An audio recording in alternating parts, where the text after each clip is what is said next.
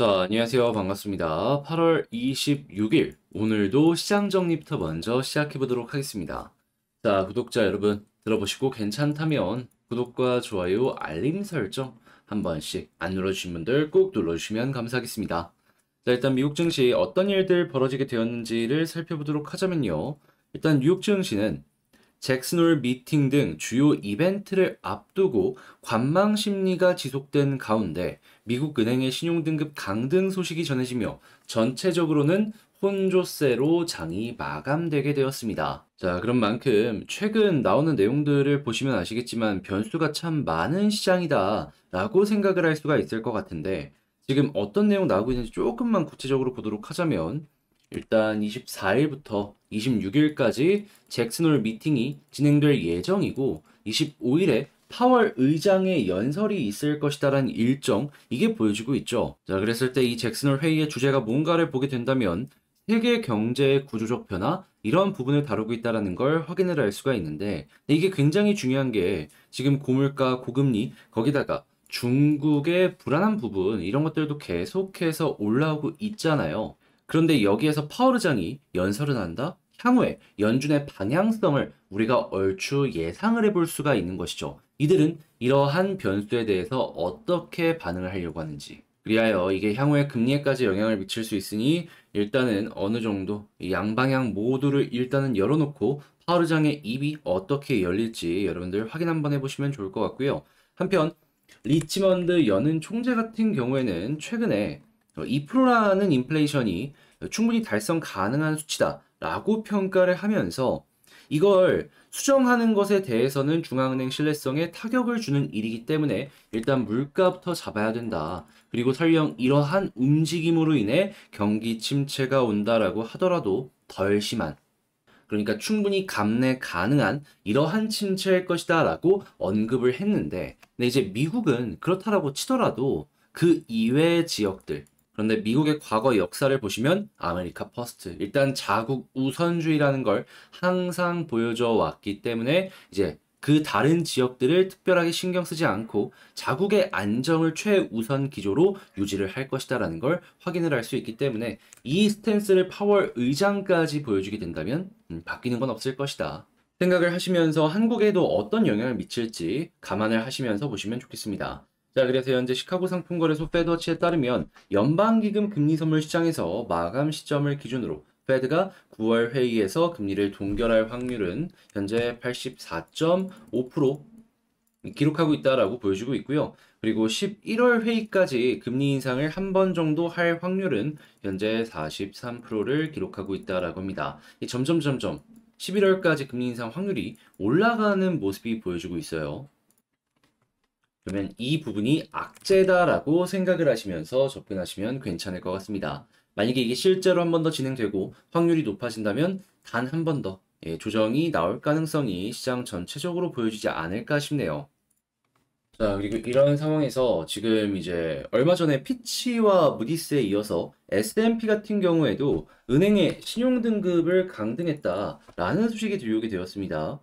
지금 고금리로 인해서 자금 조달 비용이 상승하는 부분도 있고 상업용 부동산의 이 가격 하락으로 인해서 지방은행들이 타격을 참 많이 받았거든요. 이러한 부분들 때문에 이제 많은 기업들에서 지금 평가 자체가 조금 안 좋아지는 부분이 보여지고 있다 생각할 수 있을 것 같고 특히나 부동산의 타격을 많이 받는 기업들 같은 경우에는 8월 달 부동산 지표가 좀 많이 꺾였었단 말이에요. 그런데 지금 이제 이전 것들까지 조금씩 정리하는 이런 지표들도 안 좋은 모습을 보여주고 있기 때문에 만약에 중국 쪽의 부동산까지 미국이랑 겹치는 모습이 보여지게 된다. 그러면 하여 이건 한국 역시 마찬가지일 것이기 때문에 한국의 지방 은행들까지 어떠한 영향이 갈 수 있는지 이거는 꼭 여러분들이 체크를 하시면서 보시는 그러한 시간이 필요하다라고 생각을 해볼 수 있을 것 같습니다.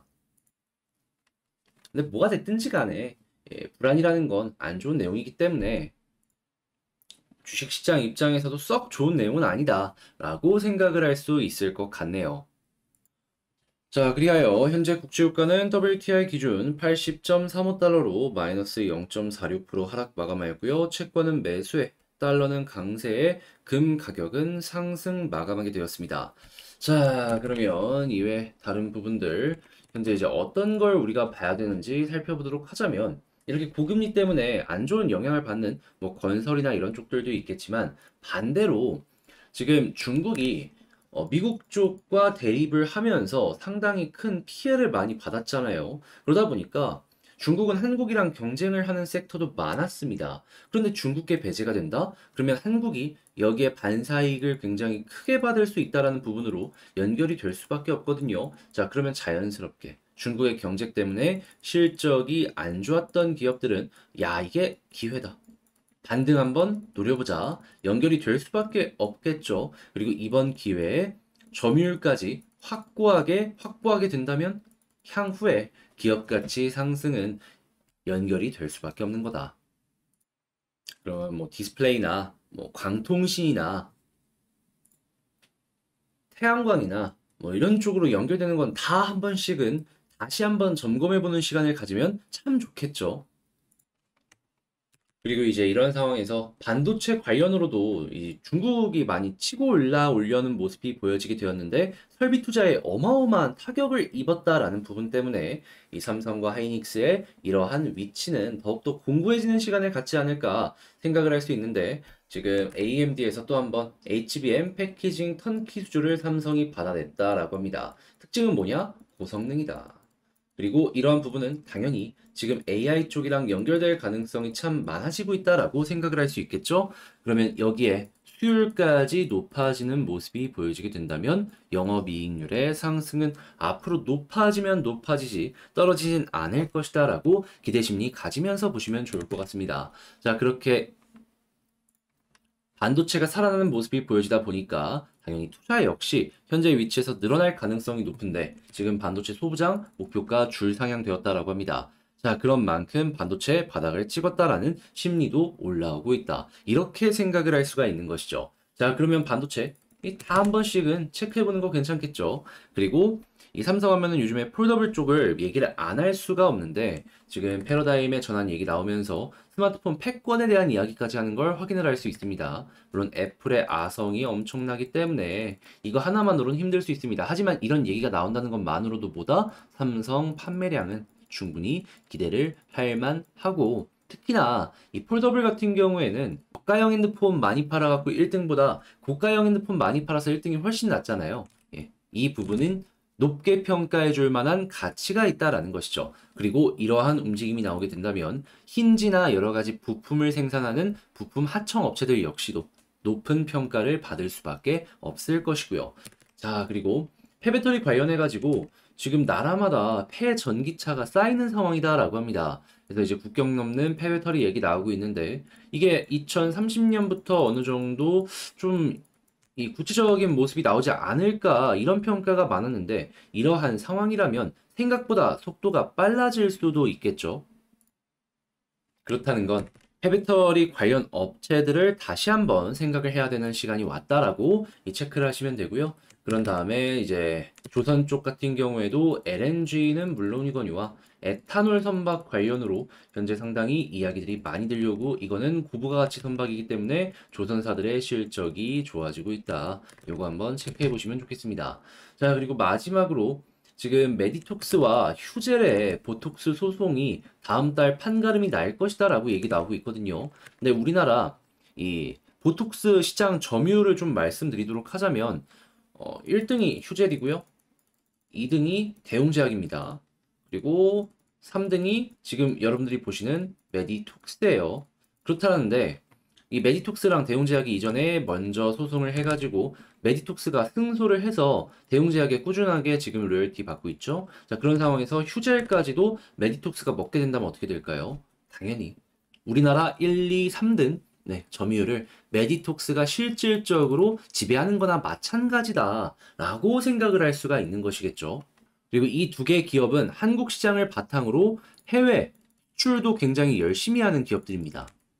중국, 미국 쭉쭉 뚫고 있죠. 그러면 이러한 부분들도 메디톡스 입장에선 아무것도 안 해도 그냥 로열티 관련으로도 엄청난 수혜를 받을 수 있다. 공장 새롭게 안 지어도 얘네들이 알아서 증설해서 우리에게 매출을 올려준다? 야, 이거 너무 좋지 않습니까? 이걸 이제 생각을 하면서 볼 수가 있다라는 것이죠. 그리고 혹시나 이 아래쪽에도 이제 점유율 있는 기업들이 있을 거 아니에요. 거기도 까봤는데 메디톡스에 균주를 사용하는 곳이 있다? 예, 그러면 메디톡스가 사실상 한국을 지배하는 이런 모습까지 보여지지 않을까 생각을 할 수가 있을 것 같네요. 그래서 이제 이 부분으로 인해서 메디톡스의 몸값이 어떻게 이제 달라지게 되는지 결정되는 내용이 나올 테니까 꼭 감안을 하시면서 이것도 체크를 한번 해보시길 바라며, 자, 이렇게 시장 정리 한번 싹 맞춰봤는데 어떻게 여러분들께 도움이 되었을지 모르겠습니다. 잘 봤다라고 생각을 하신다면 구독과 좋아요, 알림 설정 한 번씩 꾹 눌러주시고요. 자, 그러면 개별 종목 한번 살펴보는 시간을 갖도록 하겠습니다. 자, 제가 이번에 가지고 온 종목은 두산 에너빌리티를 가지고 왔습니다. 제가 이 볼린저 하단 딱 이렇게 뚫었을 때 21선 말씀드렸는데 오늘 아주 정확하게 21선, 물론 찍고 빠지긴 했지만 찍어주는 모습이 보여지게 되었죠. 자, 이런 상황이라면 여기서 이제 좀 한숨 돌리면서 이 다음을 노려봐도 괜찮을 것 같은데, 여기에서 핵심 포인트 어떤 거 짚으면 좋을지 지금부터 하나씩 살펴보는 시간을 갖도록 하겠습니다. 들어보시고 도움 된다면 구독과 좋아요, 알림 설정 한 번씩 눌러주시면 감사하겠습니다.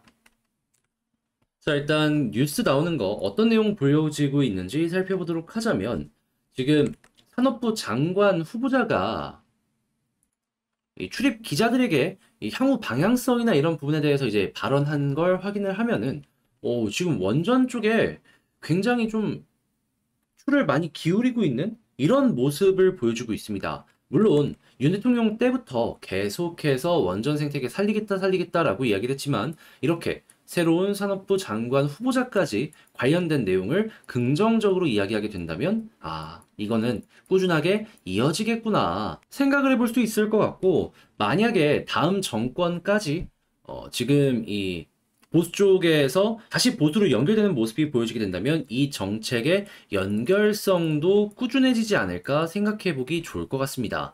그러면 향후 몇 년 동안은 원전이 괜찮을 수도 있겠다라고 생각을 할 수가 있는 것이겠죠.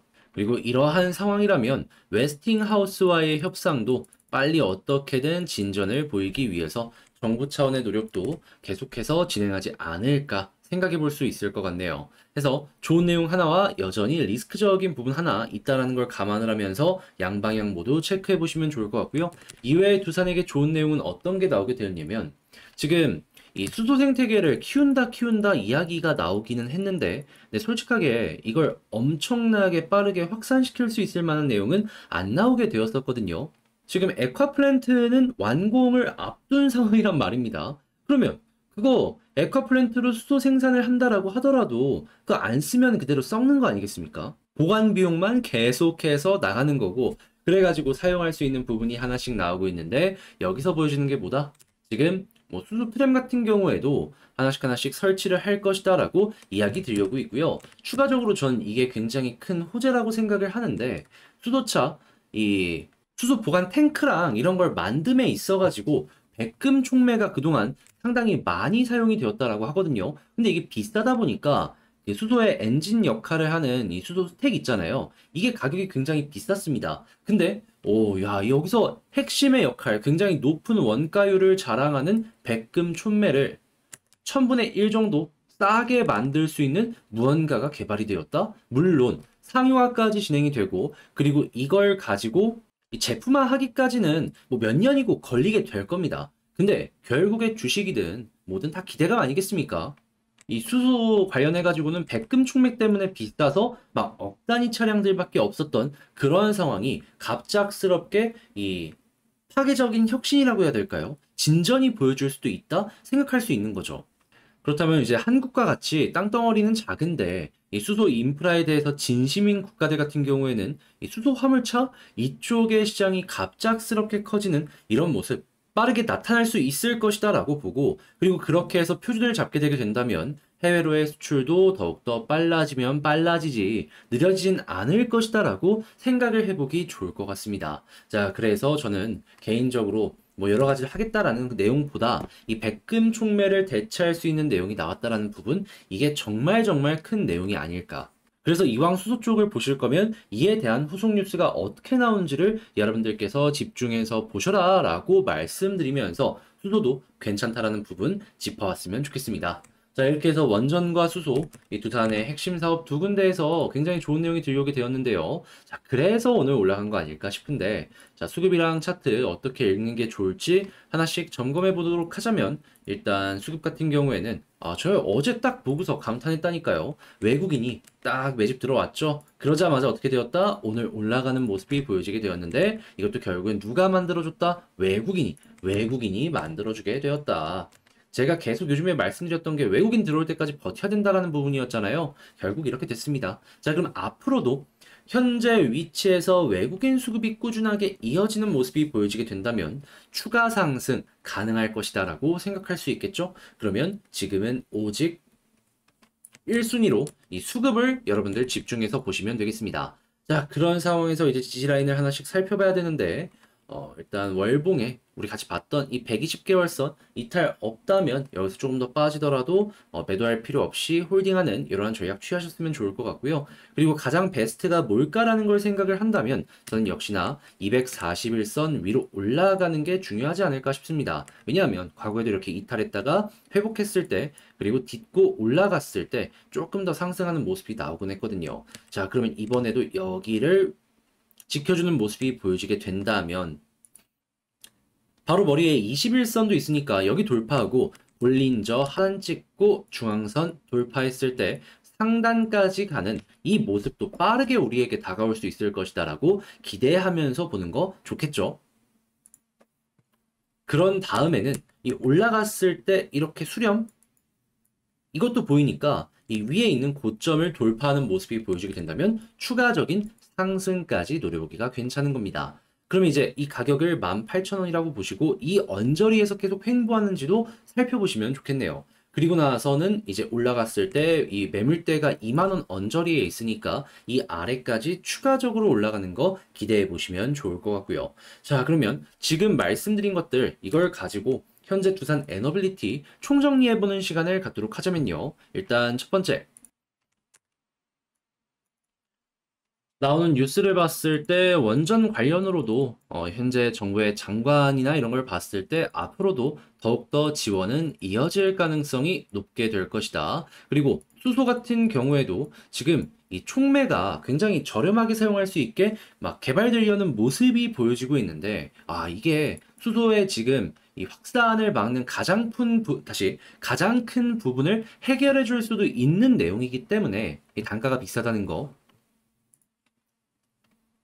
만약에 후속 내용도 괜찮게 나오게 된다면 이제 국내는 물론이거니와 전 세계적인 수소 생태계의 성장에 큰 영향을 줄 수가 있을 것이다. 자, 그리고 두 번째 같은 경우에는 수급을 봤을 때 역시나 보다 외국인 봐야 되는데 지금 상당히 긍정적이고 외국인 매수가 꾸준하게 이어지는 것만 보여지더라도 추가적인 상승 기대 가능하겠습니다. 그러니까 매도할 이유도 없는 거죠. 그리고 지지라인 같은 경우에는 120 개월선 우리 보고 있는 거 꾸준하게 보시면 될 것 같고요. 그리고 올라가는 모습이 보여진다라고 했을 때 베스트는 241선 위에서 횡보하는 건데 이 상황에서 21선까지 돌파하면 볼린저 밴드 상단 부근 노려보시면 될 것 같고 그리고 여기마저 이전에 있는 고점 부근까지 이렇게 엮여갖고 돌파하는 모습이 보여지게 된다면 481선 이전에 저항의 역할을 크게 안 했잖아요. 그러니까 이 이상 올라가서 2만원 언저리까지 노려볼 수 있을 것이다 라고 보시면 좋을 것 같습니다.